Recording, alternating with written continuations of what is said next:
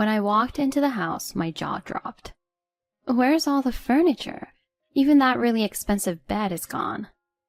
I've got a great taste, right? I turned pale seeing my mother-in-law Brenda's self-satisfied expression. Brenda, did you do this? Sure did. I thought it'd look better in our place, so I had it moved over.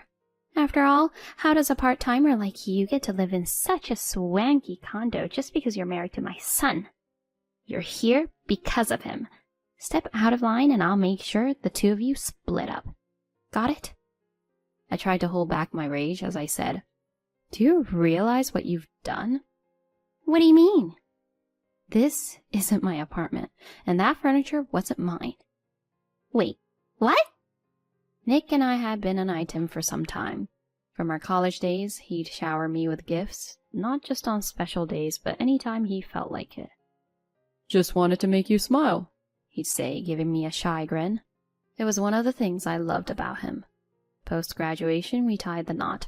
We were the first in our friend group to do so, and the celebration was epic. Truly felt like the peak of happiness. Both of us had steady jobs, but after the wedding, Nick proposed I leave mine. I want to be the breadwinner. Just take care of the home and be there when I get back. The idea might have been a bit traditional, but I wasn't opposed to it. So I gave up my job, focusing on homemaking and eagerly waiting his return each day. But even with a spotless home, I had a lot of free time. Our place was a modest rental.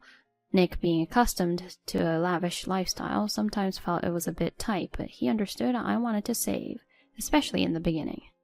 I adored our quaint starter home, but then one evening he showed me a listing of a luxury condo in our area, with rent nearly 10 times what we were paying. From the pictures, it looked worth the price, but with such a rent, we'd end up not having enough for a dinner like tonight. Isn't this place awesome? We'd have a way better life there, right? I see your point, but that rent's super high. I genuinely like where we are now. This place is better suited as storage. It's way too tight for us, but don't sweat the cash, I've got it covered. I thought our current place was way bigger than just a storage space, but I recognized we had different viewpoints on money ever since college. Seeing how much he wanted the change, I finally caved. Okay, if you're really set on it, let's do it. But I'd like to work part-time. I want to help out at least a little. I promise I'll always be back in time to cook, and it'll help me stay busy. Sound good? Even considering his hefty paycheck, I wasn't sure about managing the increased rent. There had to be another income stream, but it still gave me jitters. After I got the green light from Nick to work part-time, I came home one day to find him wrapping up our rental agreement on the phone. Once all the I's were dotted and T's were crossed, we made our move at the end of that month. While we hauled over everything from our old place, a few rooms in our new home remained bare. At first, the steep rent had me doing a double take, but the sheer size and coziness of our new place soon had me daydreaming about our life there. Not long after we settled in, Brenda, Nick's out-of-state mom, decided to pay a visit. To be honest, I never warmed up to her. From our engagement days, she's been kind of frosty with me. Maybe she thought I was stealing her baby boy. It seemed like she had a master's degree in finding faults, and she didn't hold back in our new home either. So, you got this swanky place and it's still not up to snuff. I understand you're used to smaller places, but my son deserves better. Can't you keep things neat? She went full-on soap opera star, doing the dust check routine and even going through our fridge. Nick mentioned your new part-time job, grinding all those hours for a mere $450. Instead of burning time, you could be primping up at a spa or something. You're strange. Clearly, Nick got his penchant for splurging from her. I mean, sure, if I were loaded, I'd be all over spa days and shopping sprees, but I wanted to stand on my own 2 feet, not just rely on his bankroll. I felt splurging should come from my hard-earned cash. Trying to get that across to Brenda was like talking to a wall. I usually just responded to her with a tight-lipped smile. When I turned to Nick for a little backup, he just brushed it aside, taking his mom's side. The whole thing started eating at me. Brenda became a regular, showing off and constantly digging at me. She'd never been keen on our old place, but with this upgrade, she paraded around like she owned the place. I was getting tired of her drop-ins. When I subtly mentioned she might be overdoing her visits, she let loose. I'm Nick's mom. He owns this place, so it's totally normal for me to be here. But you? Not so much. Have you seen your classy neighbor? Makes you look bad. Can't believe my son's stuck with you. She kept it up till Nick walked in. Hey, Nick, sorry, but I couldn't get dinner ready. Mind if you and your mom get something delivered? I need some air. Instead of understanding, he just snapped. Really? What were you up to all day?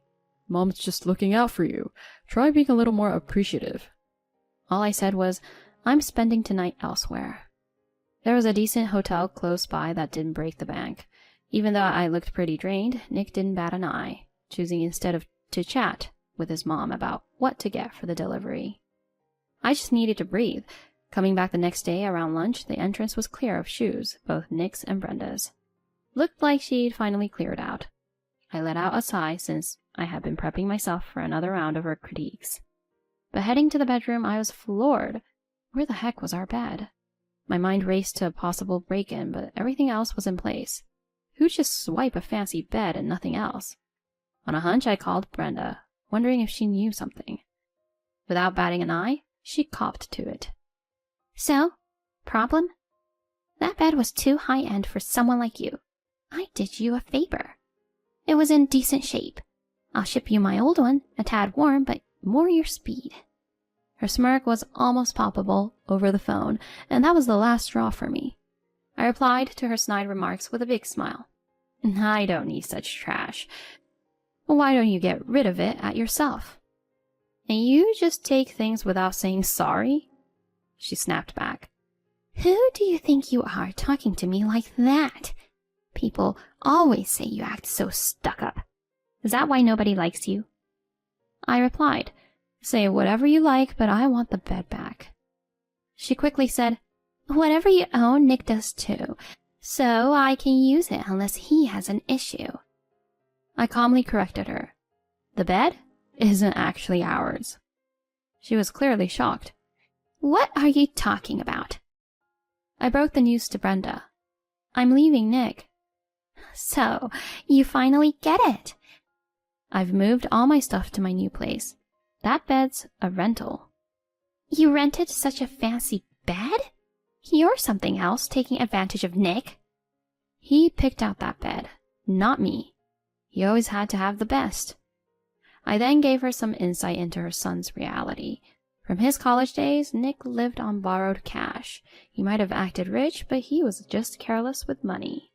Even though his parents were well off, his own salary barely covered our living expenses. He'd always been borrowing or gambling away money. And yet, he insisted on fancy weddings and luxurious apartments. The bed? He rented that too. Nick's always been obsessed with the idea of seeming rich. He wanted me to stay home just to keep up appearances. Remember when you mentioned the stylish lady next door? Nick told me I should act more like her so he doesn't lose face. He said it with the same smile he'd use when buying me gifts. That day I decided enough was enough and contacted a lawyer for the divorce. Well, thanks for everything, Brenda. That bed wasn't cheap. The rental company will bill you. Brenda, in a panic, replied, This is your fault. You should have told me.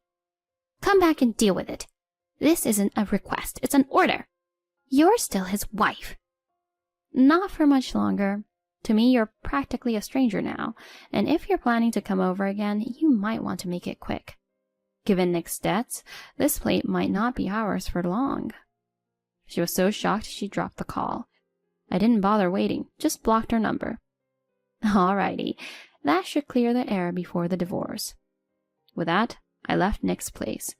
I later heard he had been evicted. He bragged about paying everything off with his huge salary, but it was bound to happen. He moved into a tiny apartment way smaller than our first place. All his friends who lent him money abandoned him, and he was drowning in debt. Brenda, for all her airs, ended up having to buy the bed she took since it was damaged. The price? A cool $6,700. Even she distanced herself from her own son once she found out about his lies. He had lied about working for a top-tier company with a high salary.